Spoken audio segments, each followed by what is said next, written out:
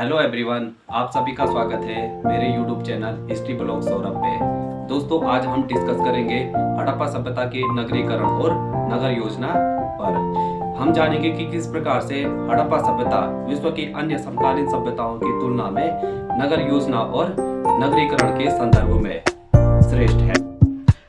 दोस्तों, इससे पहले हम अपना टॉपिक स्टार्ट करें, आप मेरे YouTube channel history blog Saurabh को लाइक करें, सब्सक्राइब करें और वीडियो पर कमेंट करें और वीडियो के नीचे दिए हुए बेल आइकन बटन को क्लिक करें ताकि वीडियो का नोटिफिकेशन सबसे पहले आपको प्राप्त हो सके। चलो दोस्तों, अब हम अपना टॉपिक हड़प्पा सभ्यता के नगर योजना और नगर विन्यास पद्धति के संदर्भ में डिस्कस करेंगे। दोस्तों, हड़प्पा सभ्यता की नगर योजना और नगर विन्यास पद्धति के संबंध में प्रायः विद्वानों की ऐसी मान्यता रही है कि हड़प्पा के नगरों का निर्माण जाल पद्धति यानी कि ग्रिड सिस्टम से हुआ है। विद्वान हड़प्पा सभ्यता के नगरों के निर्माण के संदर्भ में यह मानते हैं कि हड़प्पा के नगरों का जो निर्माण है वह जाल पद्धति यानी कि ग्रिड सिस्टम से हुआ है और हड़प्पा के नगर शतरंज की बिसात यानी कि चेस बोर्ड की तरह दिखाई देते हैं। परंतु उपिंदर सिंह, जो कि एक प्रसिद्ध इतिहासकार है, उनका मानना है कि वास्तव में मोहनजोदाड़ो में भी ऐसी आदर्श ग्रिड प्रणाली देखने को नहीं मिलती है।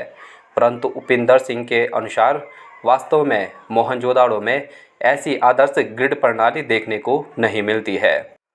हड़प्पाई नगरों की सड़कें हमेशा बिल्कुल सीधी नहीं होती है और ना ही हमेशा 90 डिग्री के कोण पर एक दूसरे को काटती है। दोस्तों, हमने पिछली क्लासों में पढ़ा होगा कि हड़प्पा सभ्यता के जो नगर हैं उनकी सड़कें बिल्कुल सीधी होती है और वे एक दूसरे को 90 डिग्री के कोण पर काटती है। किंतु वर्तमान में हड़प्पा सभ्यता के नगरों के संदर्भ में और सड़कों के संदर्भ में यह इस मॉडल पर कई प्रश्न उठाए गए हैं। इसके अतिरिक्त नगर योजना का स्तर नगरों के आकार पर भी नहीं निर्भर करता है। यथा लोथल जैसे छोटे केंद्रों की नगर योजना कालीबंगा से कहीं अधिक सुव्यवस्थित दिखाई देती है।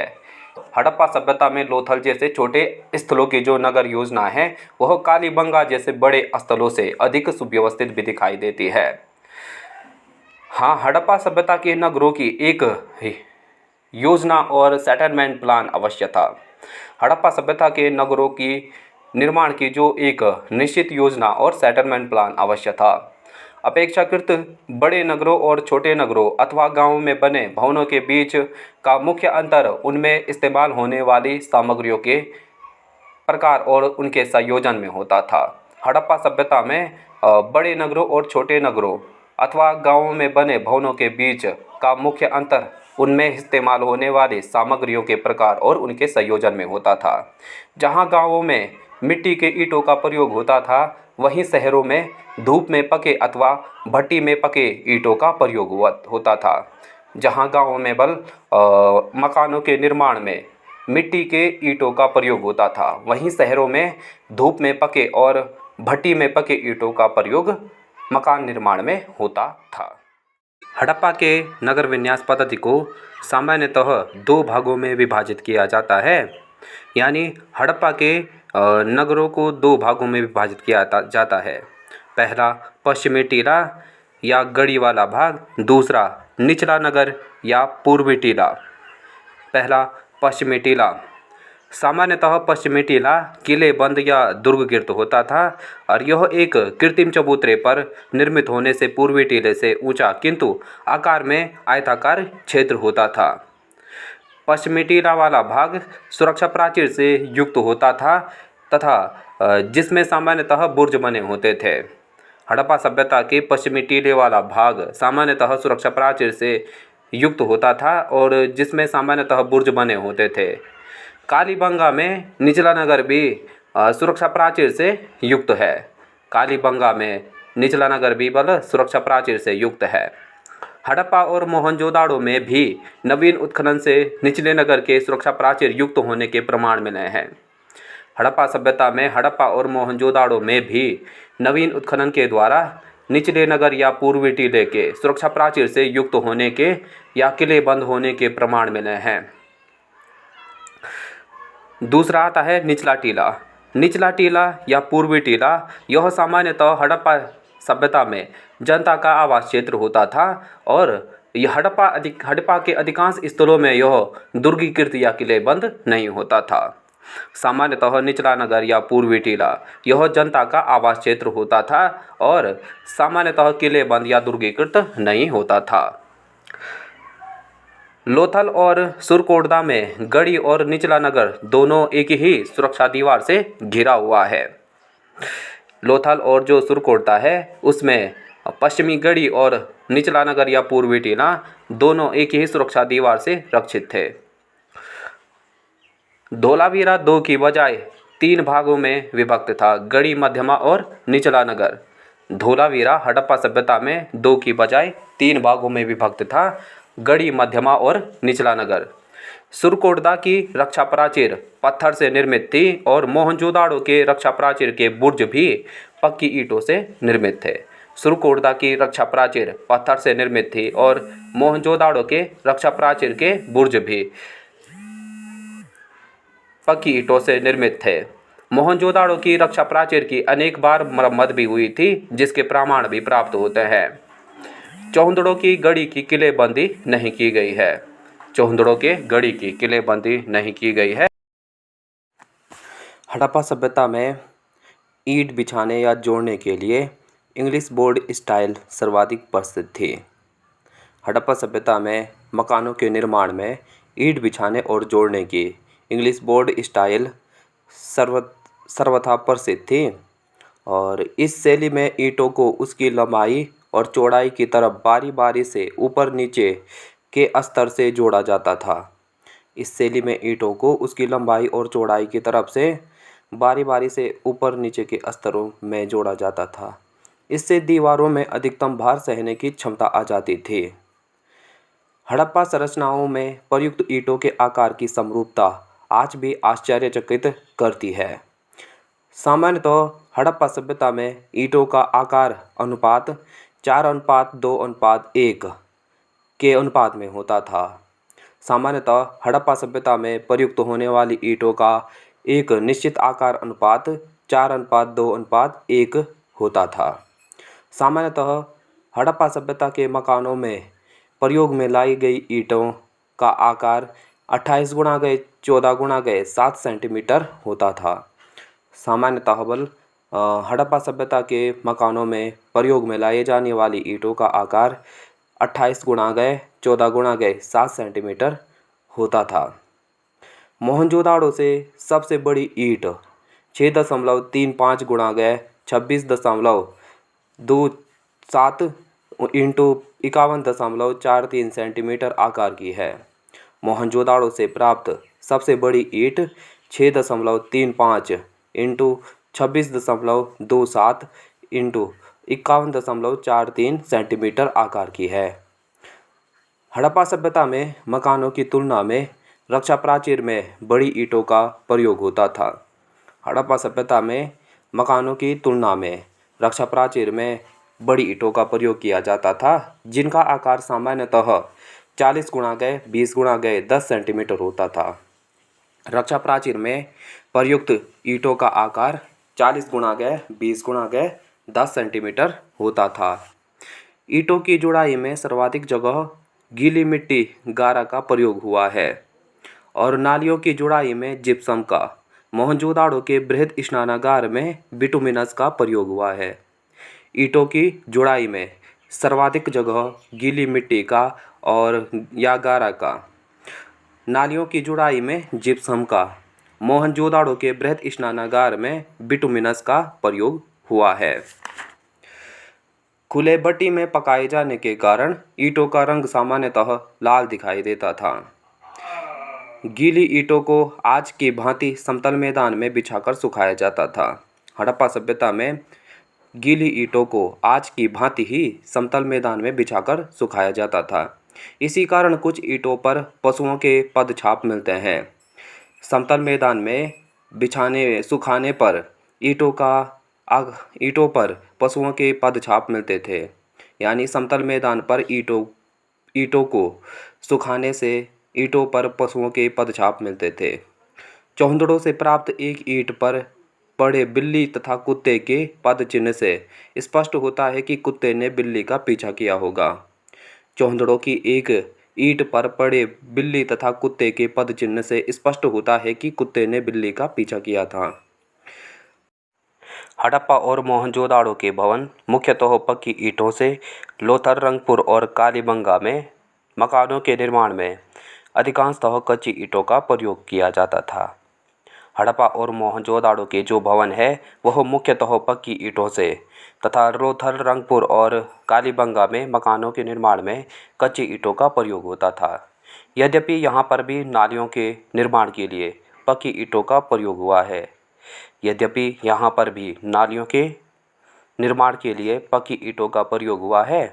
अलीगुराद, सुतकोंडेर, सुरकोटदा में विशेषतः मकानों के नींव में पत्थर का प्रयोग किया जाता था। अलीगुराद, सुतकोंडेर, सुरकोटदा में विशेषतः नींव में पत्थर का प्रयोग हुआ है। हड़प्पा सभ्यता के भवन विभिन्न आकार प्रकार के थे। इनकी पहचान धनाढ्यों के विशाल भवन, सामान्य जनों के साधारण घर, दुकानें, सार्वजनिक भवनों के रूप में की गई है। हड़प्पा सभ्यता में जो भवन थे वह विभिन्न आकार प्रकार के थे और इनकी पहचान धनाढ्यों के विशाल भवन, आम आदमियों के साधारण घर, दुकानें और सार्वजनिक भवनों के रूप में की गई है। सामान्यतः घर पर्याप्त बड़े होते थे और उनके मध्य में आंगन होता था। हड़प्पा सभ्यता में सामान्यतः घर पर्याप्त बड़े होते थे और उनके मध्य में आंगन होता था। प्रत्येक घर में स्नानागार तथा घर के गंदे पानी के निकासी के लिए अलग अलग नालियों का प्रबंध था। हड़प्पा सभ्यता में प्रत्येक घर में स्नानागार तथा घर के गंदे पानी के निकासी के लिए अलग अलग नालियों का प्रबंध था। हड़प्पा और मोहनजोदाड़ो के कुछ मकानों में सेलखड़ी और संगमरमर के कुछ स्लेबों पर नक्काशी देखी गई है। हड़प्पा और मोहनजोदाड़ो के कुछ मकानों में सेलखड़ी और संगमरमर के कुछ स्लेबों पर नक्काशी भी देखी गई है। ऐसे स्लेब ईंटों के बीच फंसाकर लगाए जाते थे। हड़प्पाई बड़े मकानों में आंतरिक कमरों में जाने के लिए गलियारे बनाए जाते थे और पुनरुद्धार कार्य समय समय पर भी किया जाता था, जिसके प्रमाण हड़प्पा से मिलते हैं। हड़प्पाई बड़े मकानों में आंतरिक कमरों में जाने के लिए गलियारे भी बनाए जाते थे और पुनरुद्धार कार्य समय समय पर किया जाता था, जिसके प्रमाण हड़प्पा सभ्यता से प्राप्त होते हैं। हड़प्पा सभ्यता में घर के दरवाजे और खिड़कियां मुख्य सड़क की तरफ न खुलकर छोटी गलियों में खुलते थे। अपवाद स्वरूप लोथल में भवनों की खिड़कियां मुख्य सड़क की तरफ खुलने के साक्ष्य मिले हैं। हड़प्पा सभ्यता में जो मकान हैं या घर हैं उनके दरवाजे और खिड़कियां मुख्य सड़क की तरफ नहीं खुलते थे, बल्कि छोटी गलियों की तरफ खुलते थे। अपवाद स्वरूप लोथल में भवनों की खिड़कियां मुख्य सड़क की तरफ खुलने के साक्ष्य मिले हैं। हड़प्पा सभ्यता की गलियां 1 मीटर से 2.5 मीटर तक चौड़ी होती थी। हड़प्पा सभ्यता की गलियां 1 मीटर से 2.2 मीटर तक चौड़ी थी। गलियां भूल भुलैया जैसी नहीं बल्कि सीधी थी। हड़प्पा सभ्यता में गलियां भूल भुलैया जैसी नहीं होती थी बल्कि सीधी होती थी। हड़प्पा सभ्यता में भवनों के निर्माण में अलंकरण नहीं मिलती है। हड़प्पा सभ्यता में भवनों के निर्माण में अलंकरण में विविधता नहीं मिलती है। संभवतः हड़प्पा सभ्यता के लोगों की व्यावसायिक बुद्धि ने उन्हें स्थापत्य कला में सुंदरता से कहीं अधिक उपयोगिता की ओर प्रेरित किया था। स्टुअर्ट पिगॉट महोदय ने भवन निर्माण शैली में एक रूपता की आलोचना भी की है।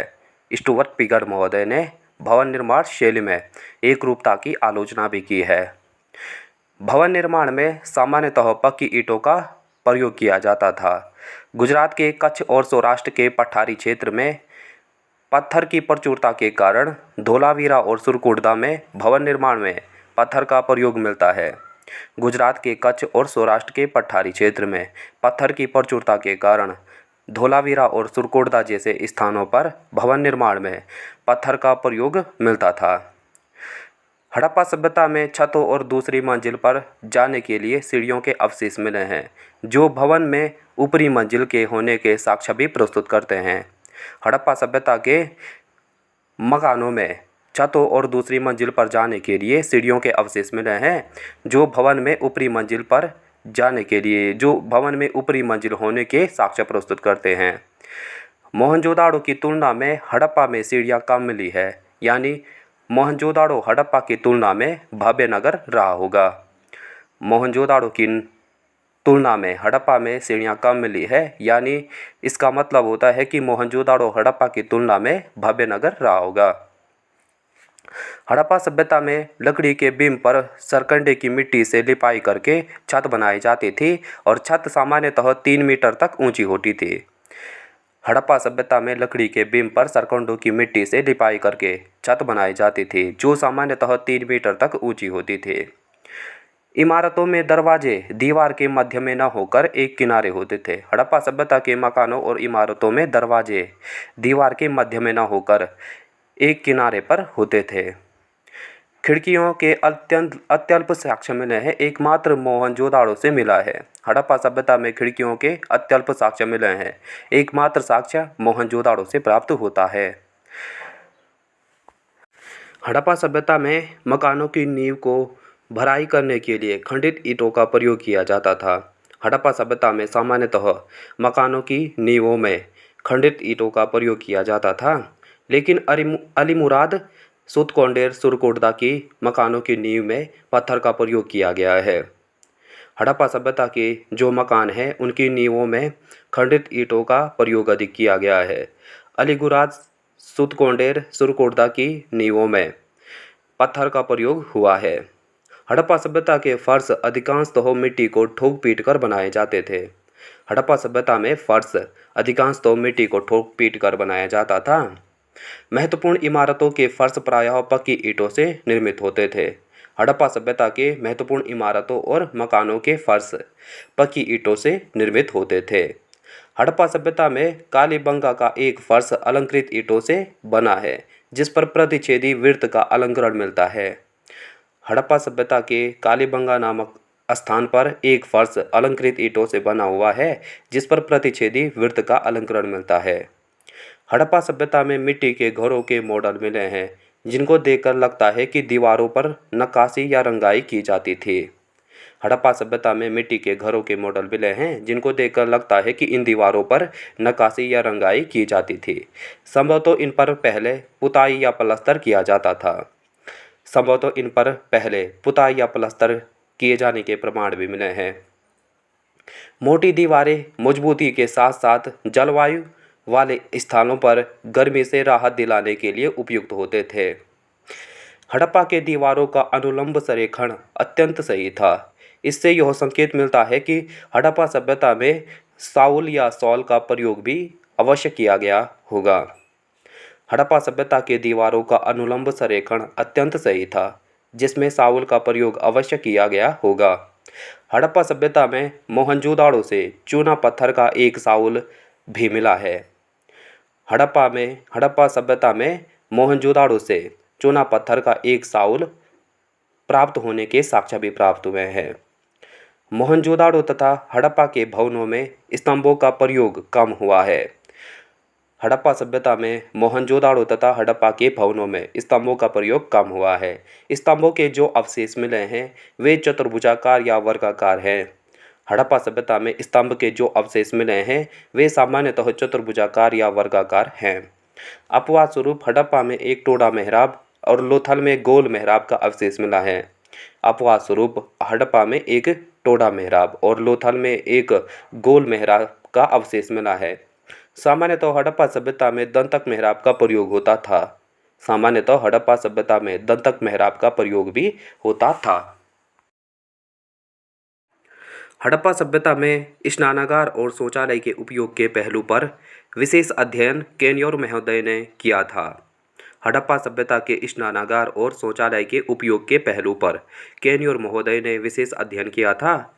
मॉर्टिमर व्हीलर महोदय ने मोहनजोदाड़ो के शौचालयों की तुलना पश्चिमी विश्व के शौचालयों से की है। मॉर्टिमर व्हीलर महोदय ने मोहनजोदाड़ो के शौचालयों की तुलना पश्चिमी विश्व के शौचालयों से की है। अनेक घरों या घरों के समूहों के लिए पृथक स्नान क्षेत्र और शौच क्षेत्र बनाए गए थे। हड़प्पा सभ्यता में अनेक घरों या घरों के समूह के लिए पृथक स्नान क्षेत्र और शौच क्षेत्र बनाए गए हैं। हड़प्पा सभ्यता के लगभग सभी स्थानों से शौचालय के अवशेष प्राप्त हुए हैं। हड़प्पा सभ्यता के प्रत्येक घर से शौचालय और स्नानागार के अवशेष प्राप्त हुए हैं। हड़प्पा सभ्यता की सड़कें प्रायः कच्ची ईंटों से निर्मित होती थी। हड़प्पा सभ्यता में सड़कों को कच्ची ईंटों से बनाया जाता था। कालीबंगा में एक सड़क को पक्की ईंटों से बनाए जाने का एकमात्र साक्ष्य प्राप्त हुआ है। हड़प्पा सभ्यता में कालीबंगा में एक सड़क को पक्की ईंटों से बनाए जाने का एकमात्र साक्ष्य भी प्राप्त हुआ है। प्रायः सड़कें उत्तर दक्षिण व पूर्व पश्चिम की दिशा में बनी होती थी तथा एक दूसरे को समकोण पर काटती थी। नगर को आयताकार खंडों में भी विभाजित करती थी। हड़प्पा सभ्यता में प्रायः सड़कें उत्तर दक्षिण और पूर्व पश्चिम की दिशा में बनी होती थी और एक दूसरे को समकोण पर काटती थी और नगर को आयताकार खंडों में भी विभाजित करती थी। हालांकि वर्तमान में नए अनुसंधानों में इस मॉडल पर कई प्रश्न भी उठते हैं। मुख्य सड़क को हड़प्पा सभ्यता में प्रथम सड़क या राजपथ कहा गया है। हड़प्पा सभ्यता में मुख्य सड़क को प्रथम सड़क या राजपथ कहा गया है। मोहनजोदाड़ो के लोअर टाउन से प्राप्त प्रथम सड़क या राजपथ 10 मीटर चौड़ी थी। गढ़ी या दुर्ग क्षेत्र की मुख्य सड़क 6 मीटर चौड़ी थी, यानी 10:6 है। सहायक सड़कें 3 मीटर चौड़ी थी, जिससे जो चौराहे पर मुख्य सड़क से मिलती थी उसे पुरातत्ववेताओं ने ऑक्सफोर्ड सर्किल कहा है। मोहनजोदाड़ो के लोअर टाउन से प्राप्त मुख्य सड़क या प्रथम सड़क या राजपथ 10 मीटर चौड़ी थी और गढ़ी और दुर्ग क्षेत्र की मुख्य सड़क 6 मीटर चौड़ी थी, यानी सड़कों का अनुपात 10:6 था। सहायक सड़कें 3 मीटर चौड़ी थी, जो चौराहे पर मुख्य सड़क से मिलती थी उसे पुरातत्ववेताओं ने ऑक्सफोर्ड सर्किल कहा है। हड़प्पा सभ्यता में सड़कों पर कूड़ा कचरा एकत्र करने के लिए कचरा पात्र भी रखे जाते थे या गड्ढे खोदे जाते थे। हड़प्पा सभ्यता में सड़कों पर कूड़ा कचरा एकत्र करने के लिए कचरा पात्र रखे जाते थे या सड़कों के किनारे गड्ढे खोदे जाते थे। भवन सड़कों का अतिक्रमण नहीं करते थे। हड़प्पा सभ्यता में भवन या मकान सड़कों का अतिक्रमण नहीं करते थे। यह सब उत्तम शासन प्रबंध द्वारा नियंत्रित होता था। हड़प्पा सभ्यता में यह सब उत्तम शासन प्रबंध पर ही निर्भर था। अतः यह संभावना व्यक्त की जाती है कि यहाँ नगर पालिकाओं का अस्तित्व रहा होगा। हड़प्पा सभ्यता में यह संभावना व्यक्त की जाती है कि हड़प्पा सभ्यता में नगर पालिकाओं का अस्तित्व रहा होगा। दूसरा टॉपिक है कुएं। हड़प्पा सभ्यता वालों ने पानी पीने के और नहाने की व्यवस्था बृहद स्तर पर की थी। हड़प्पा सभ्यता के नागरिकों ने पानी पीने के लिए और नहाने के लिए पानी की बृहद स्तर पर व्यवस्था की थी। इससे हड़प्पा सभ्यता के लोगों की व्यक्तिगत सफाई के प्रति जागरूकता स्पष्ट होती है। इससे यह संकेत भी मिलता है कि व्यक्तिगत रूप से हड़प्पा सभ्यता के लोग सफाई के प्रति अत्यंत सजग थे। हड़प्पा सभ्यता में जल का स्रोत नदी, कुआं, तालाब और जल कुंड हुआ करता था। हड़प्पा सभ्यता में जल के मुख्य स्रोत नदी, तालाब, कुआं और जल कुंड हुआ करते थे। हड़प्पा सभ्यता में विभिन्न प्रकार के 700 कुएं चिन्हित किए गए हैं, जो सामान्यतः वृत्ताकार और अंडाकार होते थे। हड़प्पा सभ्यता में विभिन्न किस्म के 700 से अधिक कुएं चिन्हित किए गए हैं। सामान्यतः हड़प्पा सभ्यता में वृत्ताकार और अंडाकार हुआ करते कुएं। हड़प्पा सभ्यता में प्रायः सभी घरों में कुएं होते थे। हड़प्पा सभ्यता में कुओं में पानी खींचने के लिए घिरनी का प्रयोग किया जाता था। मोहनजोदाड़ो से भी बड़ी संख्या में कुएं प्राप्त हुए हैं। हड़प्पा सभ्यता में मोहनजोदाड़ो से भी बड़ी संख्या में कुएं प्राप्त हुए हैं। हड़प्पा स्थान पर कुओं की संख्या काफ़ी कम है। धोलावीरा में पत्थर से बने आकर्षक जल कुंड भी प्राप्त हुए हैं। हड़प्पा सभ्यता में धोलावीरा में पत्थर से बने आकर्षक जल कुंड भी प्राप्त हुए हैं। विश्व की प्राचीन सभ्यताओं में नालियों के निकास का इतना सुंदर प्रबंध और कहीं नहीं मिलता है जितना कि सिंधु सभ्यता या हड़प्पा सभ्यता में। हड़प्पा सभ्यता में नालियाँ इस बात की साक्षी है कि हड़प्पा सभ्यता के लोग या सिंधु सभ्यता के लोग सफाई के प्रति अत्यंत सजग रहे थे। सबसे छोटे कस्बे और गांवों में भी नालियों की व्यवस्था योजनाबद्ध तरीके से की गई है। हड़प्पा सभ्यता में सबसे छोटे कस्बों और गांवों में भी नालियों की व्यवस्था योजनाबद्ध तरीके से की गई थी। रोचक बात यह है कि वर्षा के पानी के निकास के लिए पृथक से नालियाँ बनी हैं। रोचक बात यह है कि हड़प्पा सभ्यता में वर्षा के पानी के निकास के लिए पृथक से नालियाँ भी बनी थी। हड़प्पा और मोहनजोदाड़ो के 2 मंजिला मकानों में पानी की निकास दीवारों के अंदर बने टेराकोटा के पाइपों से होती थी। हड़प्पा और मोहनजोदाड़ो के 2 मंजिला मकानों में पानी की निकासी दीवारों के अंदर बने टेराकोटा के पाइप से होती थी। साधारणतः बड़ी नालियों को पत्थर के खंडों से और छोटी नालियों को पक्की ईंटों से ढका जाता था। हड़प्पा सभ्यता में साधारणतः बड़ी नालियों को पत्थर के खंडों से और छोटी नालियों को पक्की ईंटों से ढका जाता था। हड़प्पा सभ्यता के घरों, रसोई घर, स्नान घर और शौचालय की निकास नालियाँ एक बड़ी नाली में मिलती थी और विभिन्न घरों से निकली ये बड़ी नालियाँ अंततः एक बड़ी सार्वजनिक नाली में मिलती थी।